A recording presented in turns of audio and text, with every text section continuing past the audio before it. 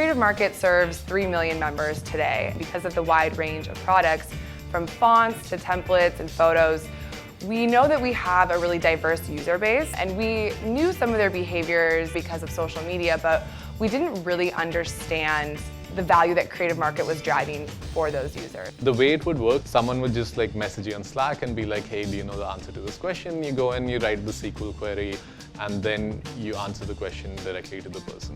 You were the bottleneck pretty much. The only way to get data at previous jobs. It was like if you knew SQL, you could pull reports, and if you didn't, you're guessing. Before we imported all of that information into Looker and started being able to really segment it and really deep dive into the data, we really just had two key metrics that we were able to look at, and that is really just is fraud, is not fraud. And we know that it's much more complex than that. Our marketplace has 7 different categories where you can purchase. We have a very active blog. We have a huge shop owner community. So, when you think about asking questions, it could feel like a rabbit hole before that. You ask one question, you get to another, and that would feel overwhelming, and that would feel like 1 week project is now like a month, and I have to use the resources of all these different teams. Now it's me. I can ask as many questions as I want. I can layer the data. I can look at it in different ways visually.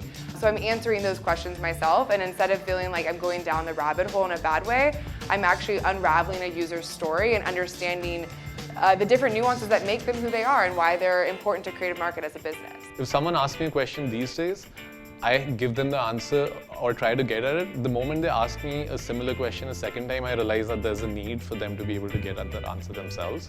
And I work within Looker to build out an Explorer where they can just go and dive into that data, slice and dice it as they want. If you're going to take on a project or justify a decision, that you need to have some sort of data to back that. And so now we're just making much more effective decisions. And we're still discovering more. It's really been night and day.